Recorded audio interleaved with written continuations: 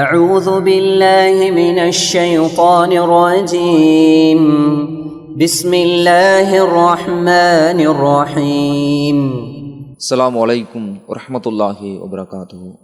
கண்ணியம் நிறைந்த எல்லாம் அல்ல அல்லாஹுவின் நல்லடியார்களே, பரபரப்பாக இயங்கிக் கொண்டிருக்கிற இந்த உலக வாழ்க்கையில் மனிதர்களாக படைக்கப்பட்டு வாழ்ந்து கொண்டிருக்கிற மனித சமுதாயம் தம்முடைய வாழ்நாளின் பெரும் பகுதியை பொருளாதாரத்தை திரட்டுவதற்காக, செல்வத்தை சம்பாதிப்பதற்காக, தம்முடைய வளத்தை பெருக்கிக் கொள்வதற்காக பாடுபட்டு கொண்டிருப்பதை பார்க்கிறோம். மனித வாழ்வின் பெரும் பகுதி இந்த பொருளாதாரத்தை திரட்டுவதற்காகவே செலவிடப்பட்டு கொண்டிருப்பதை நாம் கண்கூடாக கண்டு வருகிறோம்.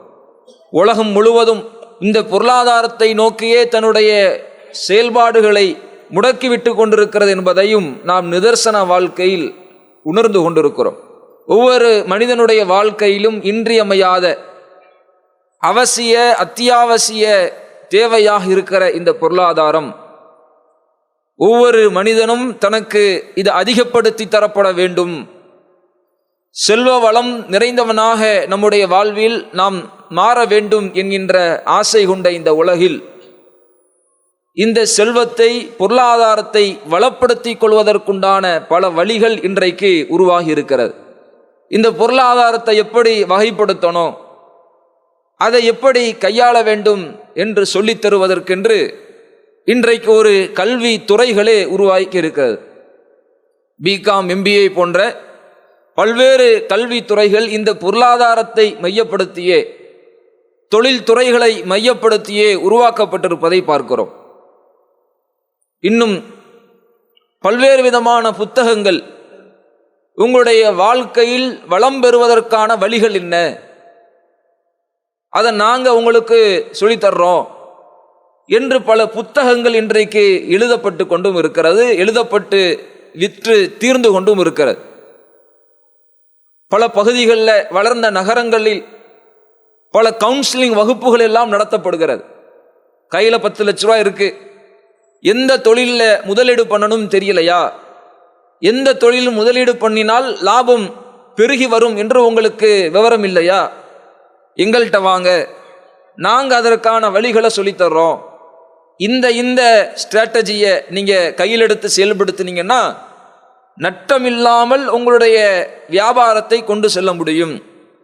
இன்ன யுக்திகளை எல்லாம் நீங்கள் கையாண்டீர்கள் என்று சொன்னால் உங்களுடைய வியாபாரத்தில் நீங்கள் பன்மடங்கு லாபத்தை ஈட்ட முடியும் என்று பல யுக்திகளாக வழிமுறைகளை சொல்லித்தரக்கூடிய கவுன்சிலிங் வகுப்புகள் எல்லாம் இந்த பொருளாதாரத்தை மையப்படுத்தி செல்வத்தை வளப்படுத்திக் கொள்வதற்குண்டான வழிகளாக சொல்லப்பட்டு கொண்டிருக்கிறது.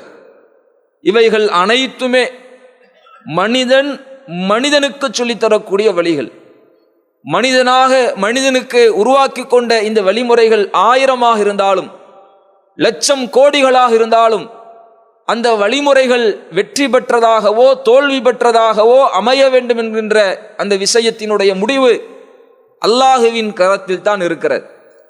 வல்லாஹு ராஸிகுன், அல்லாஹுதான் ரிஸ்க் அளிப்பவன்.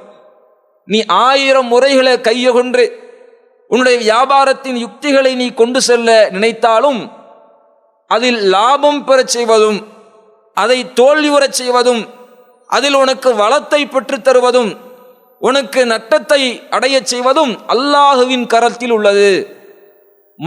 மனுஷனுக்காக எவ்வளவு பெரிய யுக்திகளை வழிமுறைகளை உருவாக்கி கொண்டாலும் அல்லாஹ் நாடாமல், அல்லாஹ் அந்த அடியானுக்கு விதிக்காமல் எந்த ரிசுக்கையும் மனிதனால் பெற்றுக்கொள்ள முடியாது என்கின்ற அடிப்படையை மார்க்கம் நமக்கு கற்றுத்தருகிறது.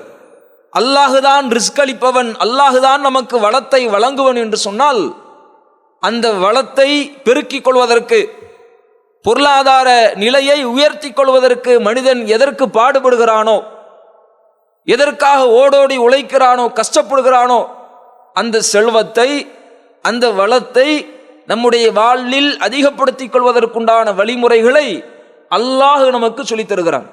மனுஷன் 1000 வழியை சொல்லு, நீ எவ்வளவு யுக்திகளை நீ கைகொள்ளு, நீ எவ்வளவு யுக்திகளை கை கொண்டாலும், எவ்வளவு வழிமுறைகளில் நீ செயல்பட்டாலும், நான் இல்லப்பா உனக்கு உணவளிக்கிறது, நான்ல உனக்கு அதிகப்படுத்தி தருவது.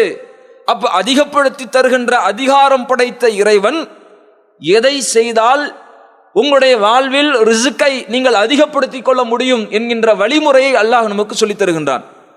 திருமறை குர்ஆனில் பல்வேறு விதமான பண்புகளை நமக்கு முன்னிறுத்தி, வாழ்க்கையில் ரிஸ்க் அதிகமாகணுமா, வாழ்க்கை வளம் பெற வேண்டுமா, இந்த பண்பை உங்களுடைய வாழ்க்கையின் தன்மையாக நீங்கள் மாற்றிக்கொள்ளுங்கள்.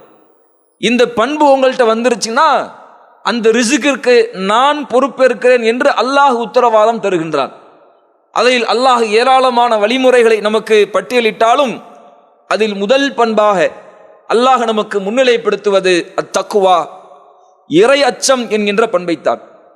அல்லாஹ் தன்னுடைய திருமறையில் பேசுகின்றான், ஒமை யத்தகில்லாஹ், யார் அல்லாஹுவை அஞ்சி தன்னுடைய வாழ்வை நடத்தி கொண்டிருக்கிறார்களோ, யர்ஸுகுஹு மின் ஹைஸு லா யஹ்தஸிபூன், அவன் எண்ணி பார்க்காத விதத்தில் அவனுடைய வாழ்வில் ரிஸ்கை, வாழ்வாதாரத்தை நாம் வழங்குவோம். இறையச்சத்தோடு செயல்படுங்கள், இறையச்சத்தோடு உங்களுடைய வாழ்க்கையின் காரியங்களை அமைத்துக் கொள்ளுங்கள். அல்லாஹ் உங்களுக்கு சிறந்த போக்கிடத்தை ஏற்படுத்துவான். நீங்கள் நினைத்து பார்க்காத விதங்களில் எல்லாம் உங்களுக்கு ரிஸ்கை, வளத்தை கொண்டு வந்து சேர்ப்பது இறைவனாகிய என்னுடைய பொறுப்பு என்று அல்லாஹ் நமக்கு சொல்லி காட்டுகின்றான்.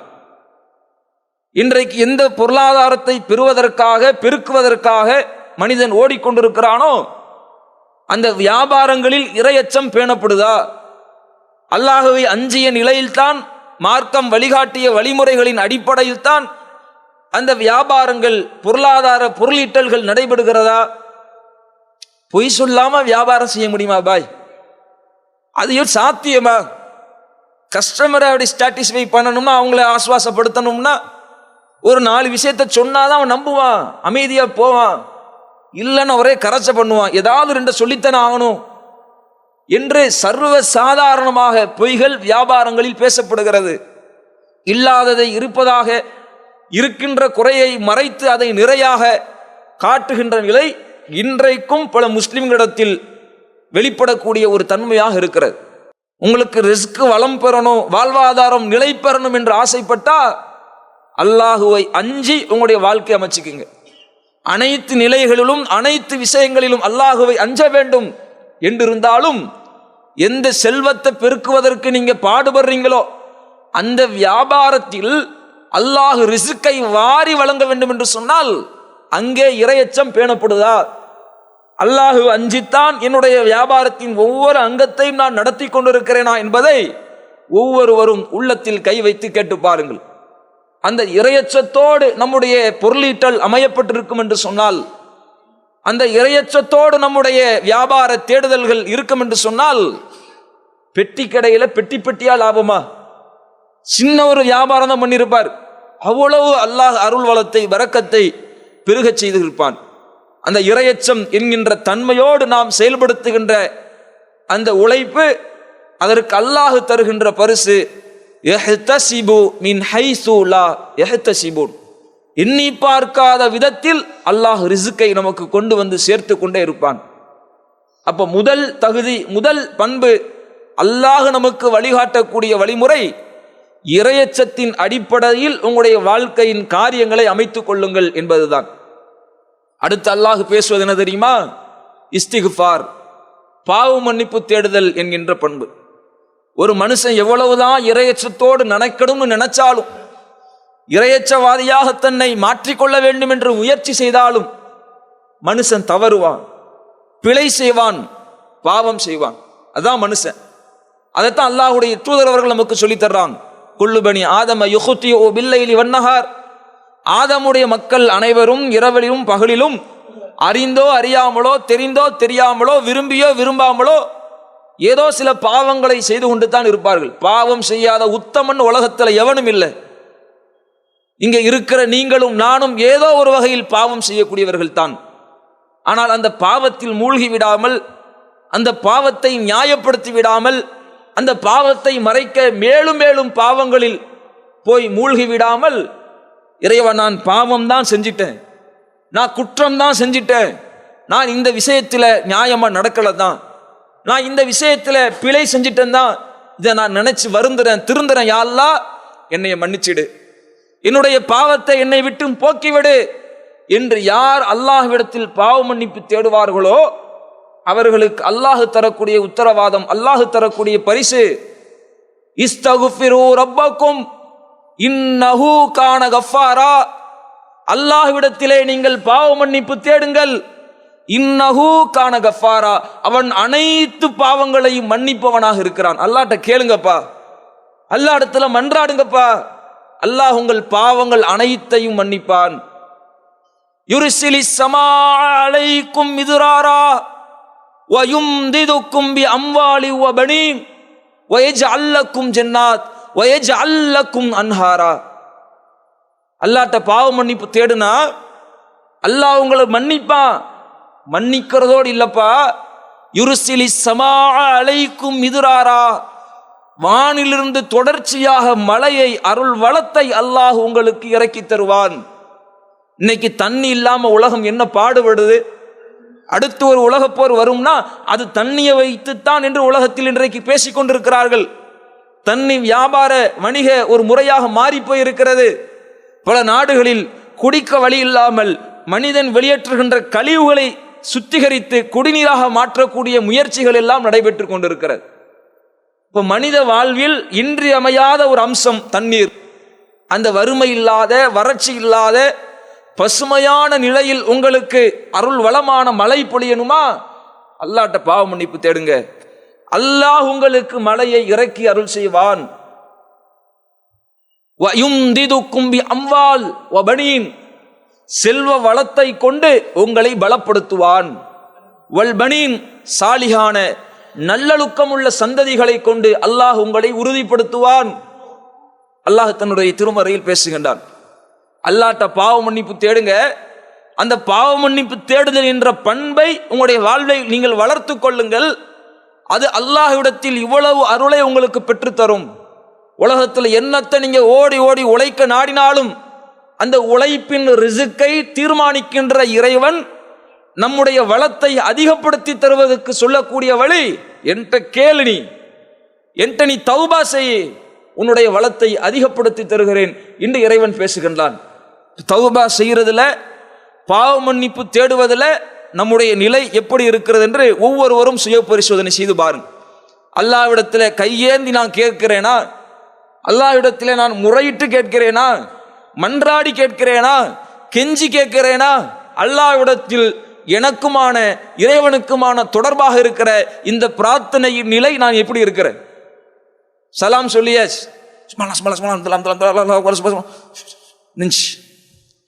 மின்னல் வேகத்துல திக்ருகள், மின்னல் வேகத்துல பிரார்த்தனைகள். என்ன கேட்டாங்கன்னு அவங்களுக்கே விளங்குச்சான்னு தெரியல.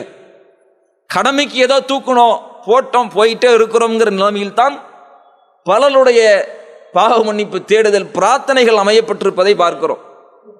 இதெல்லாம் பாவ மன்னிப்பு தேடுதல். யாரும் நம்மை பார்க்கவில்லை என்றாலும், யார் கண்ணும் நம்மை நோக்கவில்லை என்றாலும், தனிமையில் இறைவனை நினைத்து நாம் பிரார்த்திக்கின்ற அந்த பிரார்த்தனை, அதற்கு அல்லாஹ் அரிசின் நிழலை வழங்குகின்ற அளவிற்கு உயர்த்தி பேசுகின்றான். அப்ப இந்த பண்பு நம்முடைய வாழ்க்கையில் நம்மிடத்தில் வெளிப்படணும். அடுத்து அல்லாஹ் நமக்கு சொல்லித்தரக்கூடிய வழி, ஒமையத்தவக்கல் அலல்லாஹ் ஃபஹுவ ஹஸ்புஹு, யார் அல்லாஹுவையே சார்ந்து இருக்கிறார்களோ, அல்லாஹ்விடத்தில் பொறுப்பை ஒப்படைக்கிறார்களோ, ஃபஹுவ ஹஸ்புஹு, அவர்களோடு அல்லாஹ் இருக்கிறான், அவர்களுக்கு அல்லாஹ்வே போதுமானவனாக இருக்கிறான். அல்லாஹ்விடத்தில் பொறுப்பு ஒப்படைக்கக்கூடிய தன்மை நம்மிடத்தில் வரணும். எந்த ஒரு காரியத்தை நாம் துவங்குவதாக இருந்தாலும், அல்லது எந்த ஒரு காரியத்தை நாம் செய்து கொண்டிருப்பதாக இருந்தாலும், யா அல்லாஹ் இந்த காரியத்தை எனக்கு சிறப்பாக்கித்தா, என்னுடைய இந்த காரியத்தை நல்ல முறையில் முடித்துத்தா என்று ஒவ்வொரு விஷயத்திலும் அல்லாஹ்விடத்தில் பொறுப்பு சாட்டக்கூடியவர்களாக நாம் இருக்கணும். ஒரு வேலையை உங்க கடையில் உள்ள வேலையாட்களுக்கோ அல்லது ஒரு வேலையை உங்களுக்கு தெரிந்தவர்களிடத்திலோ நீங்கள் ஒப்படைக்கும் பொழுது, இவர் கரெக்டா செஞ்சிடுவாது என்று எப்படி நம்பி நீங்கள் ஒப்படைக்கிறீங்களோ, இந்த நம்பிக்கையை விட, யா அல்லாஹ் இவரிடத்தில் நான் இந்த பொறுப்பை ஒப்படைச்சிருக்கிறேன், இதைவிட பொறுப்பு ஒப்படைக்க தகுதியானவன் நீந்தான், இதை நீதான் எனக்கு நிறைவேற்றி தர வேண்டும் என்று ஒவ்வொரு விஷயத்திலும், சின்னஞ்சிறிய விஷயம் இல்லை, எவ்வளவு பெரிய நுணுக்கமான விஷயமாக இருந்தாலும் அல்லாஹுவை நினைத்து பொறுப்பு ஒப்படைக்கிற தன்மை நம்மிடத்தில் இருக்கிறதா? அதைத்தான் மார்க்கம் பல பிரார்த்தனைகள் மூலம் நமக்கு வெளிப்படுத்துது. வீட்டை விட்டு வெளியேறீங்களா, இந்த பிரார்த்தனையை ஓதுங்க. அல்லாஹ்கிட்ட பொறுப்பு ஒப்படைச்சிட்டு போங்க. வாகனத்தில் ஏறுறீங்களா, இந்த பிரார்த்தனையை ஓதுங்க. அல்லாஹ்விடத்தில் பொறுப்பு ஒப்படைச்சிட்டு போங்க என்று அனைத்திலும் மார்க்கம் இறை நினைவோடு இறைவனிடத்தில் பொறுப்பு ஒப்படைக்கக்கூடிய பண்பை நமக்கு வளர்த்து தருகிறது. அதில் நாம் எப்படி இருக்கிறோம்? அல்லாஹ்வை சார்ந்த நிலையில் அல்லாஹ்விடத்தில் பொறுப்பு ஒப்படைக்கக்கூடிய நிலையில் நாம் இருக்கிறோமா? அந்த பண்பு நம்மிடத்தில் வந்தால் அல்லாஹ் நமக்கு வாழ்வின் வளங்களை வளப்படுத்தி தருவதாக சொல்லி காட்டுகின்றான். அல்லாஹுடைய தூதர் அவங்க சொன்னாங்க, ஒமை யத்தவக்கல் அலல்லாஹ், அல்லாஹோ யார் சார்ந்து இருக்கிறாங்களோ, அல்லாஹ் தாங்க எனக்கு எல்லாம், அல்லாஹ் தாங்க என்று சொல்றது இல்லை. ஒமை யத்தவக்கல் அலல்லாஹி ஹக்க தவக்குலிஹி, அல்லாஹோ எப்படி நம்பணுமோ, அல்லாஹோ எப்படி சார்ந்திருக்கணுமோ அப்படி யார் உறுதியாக நிலையாக அல்லாஹுவை சார்ந்திருக்கிறார்களோ, லரஸகக்கும் கமா யர்ஸுகு தைர், அல்லாஹ் இந்த பறவைகளுக்கு உணவளிப்பது போன்று உங்களுக்கு உணவளிப்பான். பறவைகளுக்கு உணவளிக்கிறதுனா, எந்த பறவையும் தான் காலையில் புறப்படும் பொழுது தனக்கான பொருளாதாரத்தை ஈட்டுவதற்கான வழிகள் இது என்று நினைத்து போகல, கையில காசு பணம் ஏடிஎம் தூக்கிட்டு போகல, அல்லாஹுவின் மீது பொறுப்பு ஒப்படைத்ததாக தன்னுடைய பயணத்தை துவங்குகிறது. அதற்கும் வயிறு நிரம்ப செய்து அதனுடைய குஞ்சுகளுக்கும் அல்லாஹ் எப்படி உணவு கொடுத்து அனுப்புகிறானோ அதுபோன்று அல்லாஹ் உங்களுக்கு அரியாபுரத்தில் ரிசுக்கை வழங்குவான். நீங்கள் நினைத்து பார்த்திராத முறையில் அல்லாஹ் உங்களுக்கு வளத்தை கொண்டு வந்து சேர்ப்பான். அல்லாஹ்விடத்தில் பொறுப்பு ஒப்படைங்க, அல்லாஹுவை முற்றும் சார்ந்திருங்கள், அவர்களோடு அல்லாஹ் இருக்கிறான் என்று திருமறை பேசுகிறது. மேலும் அல்லாஹுடைய தூதர் அவங்க சொன்னாங்க, மன் சர்ர அய்யுபுஸத லஹு ஃபி ரிஸ்கிஹி அவ் யுன்ஸஅ லஹு ஃபி அஸரிஹி, யார் தன்னுடைய வாழ்க்கையில் வாழ்வாதாரம் வளம் பெற வேண்டும் என்று ஆசைப்படுகிறாரோ, ரிஸ்க் அதிகமாகணும் நினைக்கிறீங்களா, அல்லது என்னுடைய வாழ்நாள் நீட்டிக்கப்படணும், நான் என் பிள்ளை அவனோடு கொஞ்சி மகிழ்ந்து வாழணும், என் பிள்ளையோட பிள்ளை பேரப்பிள்ளை அவனுடைய பிள்ளை என்று பல தலைமுறைகளை பார்த்து சிரித்து அவர்களோடு மகிழ்ந்து வாழணும், வாழ்நாள் நீட்டிக்கப்படணும் என்று ஆசைப்படுறீங்களா, ஃபல் யஸில் ரஹிமா, இரத்த பந்தங்களை சொந்த பந்தங்களை இணைத்து வாழுங்கள் என்று அல்லாஹ்வுடைய தூதர் அவங்க சொன்னாங்க. இரத்த பந்தத்தை முறிக்காதீங்க. இன்றைக்கு இந்த பொருளாதாரத்தை மையப்படுத்தியே உறவுகள் முறிக்கப்படுது. எப்படி? நான் கல்யாணத்துக்கு அவ்வளோ போட்டேன், ஏமா கல்யாணத்துக்கு ஏதாவது செஞ்சானா, இனிமே அவன்கிட்ட பேசுறதே இல்லை. எது? நான் கொடுத்தேன் அவன் திருப்பி தந்தானா, தரலையே, இதுக்கப்புறம் அவன்கிட்ட நான் உறவு வைக்கிறதா என்று உறவுகள் துண்டிக்கப்படுது. உறவுகள் தேவையுடையவர்களாக கடன்பட்டவர்களாக இருந்தால், கஷ்டத்தில் இருக்கான், கடன்ல இருக்கான், நாம அவனிடத்துல உறவு வைத்து கொண்டால் நம்மள்கிட்ட உதவின்னு வந்து நிற்பான், கொடுக்க வேண்டிய வருமே, உறவை கொஞ்சம் விளக்குவோம் என்று விளக்கப்படுது. இன்றைக்கு சமூகத்தில் பார்க்கிறோம், கண்கூடாக நடக்கிறது, கற்பனை அல்ல, கதை அல்ல. உறவுகளை பேணினால் ரிஸ்கை உங்களுக்கு வளப்படுத்துகிறேன், வாழ்வாதாரத்தை உங்களுக்கு நிலைப்படுத்துகிறேன் என்று இறைவன் பேசுகிறான்.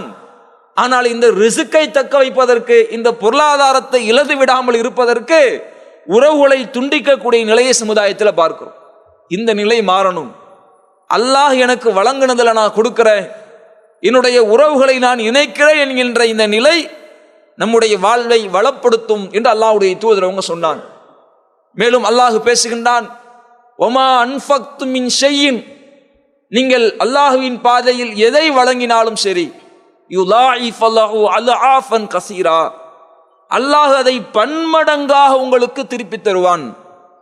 அல்லாஹ்வுடைய பாதையில் கொடுங்க, இது உங்களுடைய ரிஸ்கை வாழ்க்கையில் வளத்தை அதிகப்படுத்தும். கொடுத்தா குறையும் என்பது அல்ல, கொடுக்க கொடுக்க நிறையும் என்பது இறைவன் சொல்லக்கூடிய உத்தரவாதம். அல்லாஹுதான் நமக்கு அனைத்தையும் தருகிறான் என்கின்ற பொழுது, இதை தந்ததே அல்லாஹுதான் என்கின்ற பொழுது, இதை விடவும் அதிகம் தரமாட்டானா, இதை விடவும் அல்லாஹ் நிறைவாக தரமாட்டானா, அல்லாஹ் தருவான் என்ற நம்பிக்கை யார் உள்ளத்தில் ஆழமாக இருக்கிறதோ அவர்கள் அதிகம் தருவார்கள். அந்த தன்மை நம்மிடத்தில் வளர்க்கப்பட வேண்டிய மிக முக்கிய அம்சமாக இருக்கிறது.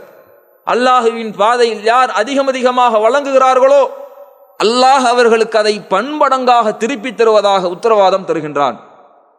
மேலும் அல்லாஹ் ஒரு இடத்தில் பேசுகின்றான், உங்களுடைய வாழ்வில் வளம் பெறுவதற்குண்டான வழிகளாக அல்லாஹ் சொல்லுகின்ற பொழுது, وَإِن تَعَدَّنَ رَبُّكُمْ لَإِن شَكَرْتُمْ لَأَزِيدَنَّكُمْ அல்லாஹ்விற்கு நீங்கள் நன்றி செலுத்தினால் அல்லாஹ் உங்களுக்கு ரிஸ்கை அதிகப்படுத்தி தருவான். அடுத்து அல்லாஹ் நம்மிடத்தில் எதிர்பார்க்கக்கூடிய பண்பு என்ன தெரியுமா? நன்றி செலுத்துதல் என்கின்ற பண்பு. அல்லாஹ்வுக்கு நாம் நன்றி செலுத்துறோமா? இறைவன் நமக்கு வழங்கியிருக்கக்கூடிய அருள்களுக்காக அதை நினைத்து இறைவனுக்கு நன்றி செலுத்தக்கூடிய தன்மையில் நாம் இருக்கிறோமா என்ற நிலையில் யோசித்து பாருங்கள். இன்றைக்கு பலரிடத்தில் அது கவனிக்கப்படாத ஒரு அம்சமாகவே விடப்பட்டு கொண்டு இருக்கிறது. அல்லாஹ்வுக்கு நன்றி செலுத்துறதா? இன்னும் சிலர் எப்படி மாறிடுறாங்கன்னா, அல்லாஹ் நிறைய தரட்டும் பார்த்துக்கலாம், அல்லாஹ் நிறைய தரட்டும் பார்த்துக்கலாம். ஏதோ நன்றி செலுத்துறதுன்னா வாங்குற சம்பளத்தில் பாதியை கொண்டு போய் கொடு, அப்படியா? அல்ஹம்துலில்லாஹ் ஒரே ஒரு வார்த்தை, இந்த ஒரு வார்த்தையை அல்லாஹ் எதிர்பார்க்கிறான். கோடி கோடியா வந்து கொட்டுன்னு சொல்லல, நீ உன்னுடைய நன்றி அல்ஹம்துலில்லாஹ் என்கின்ற ஒரு வார்த்தையில் வெளிப்பட வேண்டும் என்று அல்லாஹ் எதிர்பார்க்கிறான். அந்த நிலை நம்மிடத்தில் இருக்குதா? அல்லாஹ்வின் அருளை அனுதினமும் அனுபவிக்கக்கூடிய நாம், அவனுடைய ரிசுக்கை நாம் அனுபவிக்கக்கூடிய நாம், இது அல்லாஹ் தந்தது என்று உணர்வோடு ஒவ்வொரு நிலையிலும் இறைவனுடைய அருட்கொடைகளை அனுபவிக்கும் பொழுது அல்ஹம்துலில்லாஹ், அல்லாஹ்வுக்கு நன்றி செலுத்துகிறேன் என்கின்ற நிலை நம்மிடத்தில் இருக்குதா? எத்தனையோ பல மக்கள் உடுத்த உடை இல்லாமல், இருக்க இடமில்லாமல், ரோட்டோர பிளாட்ஃபார்ம்களிலே பனியிலும் கடும் வெயிலிலும் வயிற்றை பிடித்து கொண்டு பசிக்குதே பசிக்குதே என்று கடுமையான வறுமையில் வாடிக்கொண்டிருக்கிற நிலையில் அழகான ஒரு இருப்பிடம், நிறைவான ஒரு குடும்பம், உடுத்த உடை, மனம் நிறைவான உணவு, இந்த அல்லாஹ் நமக்கு இப்படி சிறப்பித்து வைத்திருக்கிறானே, அதை நினைத்து நாம் என்ன அல்லாஹ்வுக்கு நன்றி செலுத்தி இருக்கிறோம்? இந்த தன்மை, அல்லாஹ்வின் அருளை நாம் அனுபவிக்கின்ற ஒவ்வொரு தினமும் ஒவ்வொரு நிமிடமும் நன்றி செலுத்துகின்ற தன்மை உடையவர்களாக நாம் மாறுகின்ற பொழுது லஅஸீதன்னக்கும், அல்லாஹ் நமக்கு அதிகப்படுத்தி தருவதாக உத்தரவாதம் தருகின்றான். மேலும் அல்லாஹ் ஒரு எச்சரிக்கையும் சொல்லி காட்டுகின்றான், வலஇன் கஃபருத்தும், நீங்கள் நன்றி மறந்த பாவிகளாக மாறுவீர்கள் என்று சொன்னால், அல்லாஹ் அவ்வளவு வழங்கியும் அல்லாஹுவை நன்றி கட்ட நிலையில் நன்றி மறந்தவர்களாக மாறிப்போனால், இன்ன அதாபி லஷதீத், என்னுடைய பிடி கடுமையாக இருக்கும், என்னுடைய வேதனை கடுமையாக இருக்கும் என்று அல்லாஹ் நமக்கு எச்சரிக்கை செய்யக்கூடிய காட்சியை பார்க்கிறோம். மேலும் ஒரு உதாரணத்தையும் அல்லாஹ் தன்னுடைய திருமறையில் நமக்கு தெளிவுபடுத்துகின்றான். வரதபல்லாஹு மஸலன் கரியத்தன், அல்லாஹ் ஒரு ஊரை உங்களுக்கு உதாரணம் கூறுகிறான். கானத் ஆமினத்தன் முத்மஇன்னத்தன், அந்த ஊர் நிம்மதியுடன் வாழ்ந்து வந்தது. யஅதிஹா ரிஸ்குஹா ரகதன் மின் குல்லி மக்கானின், ஒவ்வொரு புறத்திலிருந்தும் அந்த ஊருக்கான ரிஸ்க்கு அந்த ஊருக்கு வாரி வழங்கப்பட்டது. ஃபகஃபரத் பி அன்உமில்லாஹ், அல்லாஹ்வின் அந்த அருட்கொடைகளுக்கு அந்த ஊர் நன்றி செலுத்த மறந்தது. ஃபஅதாகல்லாஹு லிபாஸல் ஜூஇ வல் கௌஃப் பிமா கானு யஸ்னஊன், அவர்கள் செய்த இந்த நன்றி மறுப்பின் காரணமாக பயம் மற்றும் பசி என்கின்ற அந்த அச்சத்தை, வறுமை என்கின்ற அச்சத்தை அவர்களுக்கு ஏற்படுத்தினோம் என்று அல்லாஹ் பேசுகின்றான். அப்ப இறைவன் நமக்கு வழங்கிய ரிஸ்கிற்காக நாம் நன்றி செலுத்துவது இறை அருளை பெற்றுத்தரும் என்றும், நன்றி மறந்த பாவிகளாக மாறுவது இறைவனின் அருளை விட்டும் தூரமாக்கியவர்களாக, நம்முடைய வளங்களை இந்த வாழ்க்கையில் இழந்தவர்களாக மாறக்கூடிய நிலையை ஏற்படுத்தும் என்பதை அல்லாஹ் நமக்கு சொல்லி காட்டுகின்றான். எனவே எந்த பொருளாதாரத்தை சம்பாதிப்பதற்காக பாடுபடுகிறோமோ, எந்த பொருளாதாரம் நம்முடைய வாழ்வில் வளம் மிக்கதாக வழங்கப்பட வேண்டும் என்று சொல்லி ஓடோடி உழைக்கிறோமோ, எந்த செல்வம் என்னுடைய அடுத்த தலைமுறைக்கு அது உறுதிப்படுத்தப்பட வேண்டும் என்று சொல்லி தம்முடைய பிள்ளைகளை உயர்ந்த கல்வி நிறுவனங்களில் படிக்க வைப்பதன் மூலம் அவனுடைய எதிர்கால ஊதியத்தை, வாழ்வை உறுதிப்படுத்துவதற்கு முயற்சி செய்கிறோமோ, அந்த வளம் அந்த செல்வம் அனைத்தும் அல்லாஹ்வின் புறத்திலிருந்து தான் நமக்கு வழங்கப்படுகிறது என்கின்ற பொழுது, அந்த அல்லாஹ் நமக்கு ரிஸ்கை வாரி வழங்குவதற்கு எந்த பண்புகளை சொன்னானோ அந்த பண்புடையவர்களாக நாம் நம்முடைய வாழ்க்கையை ஒவ்வொரு கணங்களிலும் மாற்றியமைக்கின்ற பொழுது அல்லாஹுவின் அருளை கண்கூடாக அனுபவிக்கிற ஒரு உணர்வை, அத்தகைய ஒரு சூழலை அல்லாஹ் நமக்கு ஏற்படுத்துவான். இறைவனை அஞ்சி நடக்கின்ற அடியார்களாக, பாவங்கள் செய்துவிட்டால் பாவங்களுக்காக மன்னிப்பு தேடுகின்ற அடியார்களாக, அனைத்து காரியங்களிலும் இறைவனையே முழுவதும் சார்ந்திருக்கிற அடியார்களாக, உறவுகளை இரத்த பந்தங்களை இணைத்து வாழ்கின்ற அடியார்களாக, அல்லாஹுவின் பாதையில் வாரி வழங்குகின்ற தன்மையுடையவர்களாக, இறைவன் நமக்கு வழங்கியிருக்கின்ற அருட்கொடைகளுக்கு நன்றி செலுத்துகின்ற நன்றியுள்ள அடியார்களாக இன்றைக்கு உலகம் பல்வேறு மாற்றங்களை, முன்னேற்றங்களை சந்தித்திருக்கிறது. பல ஆயிரம் ஆண்டுகளுக்கு முன்பிருந்ததை விட கல்வியிலும் செல்வத்திலும் அறிவியலிலும் பல்வேறு விதங்களிலும் தற்போதைய மனித இனம் முன்னேற்றத்தை அடைந்திருக்கிறது. ஒரு காலம் இருந்துச்சு, அல்லும் பகலும் உழைப்பான், அரை வைத்து சாப்பாட்டுக்காக, அரை வயிறு நிறைஞ்சா போதும், இரவும் பகலும் உழைத்த ஒரு காலம் இருந்தது. ஆனால் இன்றைக்கு அதை சாப்பிடுவோமா, இதை சாப்பிடுவோமா, இப்போ என்ன சமைக்கலாம், என்ன கறி வாங்கலாம் என்று யோசிக்கக்கூடிய நிலைக்கு அல்லாஹ் இன்றைய உலகத்தின் வளத்தை அதிகப்படுத்தி இருக்கிறான். அன்று ஒரு காலம் இருந்தது, மானத்தை மறைப்பதற்கு இருந்ததை போர்த்திக் கொள்வோம் என்கின்ற நிலை. ஆனால் என்ன செட் எடுக்கலாம், எவ்வளோ ரூபாய்க்கு எடுக்கலாம், 1000 ரூபா செட் எடுக்கலாமா, 2000 ரூபா செட் எடுக்கலாமா, இந்த துணி எடுக்கலாமா, அந்த துணி எடுக்கலாமா, அந்த பிராண்ட் எடுக்கலாமா, இந்த பிராண்ட் எடுக்கலாமா என்கின்ற நிலைக்கு மனிதனுடைய செல்வ நிலை இன்றைக்கு உயர்ந்திருக்கிறது. ஒரு காலம் இருந்துச்சு, இருக்கிறதுக்கு மழைக்கு குளிருக்கு வெயிலுக்கு ஒதுங்கினா ஒரு இடம் போதும் என்ற நிலையில் குடிசைகளிலும் ஓட்டு வீடுகளிலும் வாழ்வை அமைத்துக் கொண்டிருந்த காலம் மாறி வான் உயர்ந்த கட்டிடங்களாக, கழுத்தை உயர்த்தி பார்த்தாலும் கண்ணு கிட்டாத உயரங்களாக கட்டிடங்கள் கட்டப்பட்டு மனிதனுடைய வாழ்விடங்கள், வாழ்க்கை தரங்கள் உயர்ந்திருக்கிறது. ஆனால் எந்த காலத்தில் அரை வயிற்று சாப்பாட்டிற்காக உழைத்து பாடுபட்டானோ, எந்த காலத்தில் இது சாப்பிடலாமா அது சாப்பிடலாமாங்கிற தேர்வில்லாத நிலையில் வாழ்ந்தானோ, இருக்கிறதுக்கு இடம் இருந்தா போதும்னு வாழ்ந்தானோ, அப்ப இருந்த நிம்மதியும் அப்ப இருந்த அமைதியும், இவ்வளவு செல்வங்கள் வழங்கப்பட்டு தேர்வுகள் வழங்கப்பட்டு வாய்ப்புகள் வசதிகள் வழங்கப்பட்டதற்கு பிறகு இருக்கிற நிம்மதியும் ஈடாகுதான் என்று பார்த்தா ஈடாகவில்லை என்பதைத்தான் நிதர்சன உலகில் நாம் பார்க்கிறோம். நல்லா கை நிறைய சம்பாதிக்கிறவர்கிட்ட போய் என்னங்க வாழ்க்கை எப்படிங்க போகுது, ஏதோ போகுதுங்க என்று சொல்லக்கூடிய நிலையை பார்க்கிறோம். நல்ல ஒரு தொழிலதிபர்கிட்ட போய் என்னங்க எப்படி போகுது, ஏதோ போய்கிட்டு இருக்கு என்று சொல்லக்கூடிய நிலையை பார்க்கிறோம். ஏதோ வாழ்க்கையில விரக்தியான நிலையில ஒரு வெறுப்போடு ஒரு மன இறுக்கத்தோடு வெளிப்படுத்தக்கூடிய வார்த்தைகளை பார்க்கிறோம். இதற்கெல்லாம் காரணம் என்ன?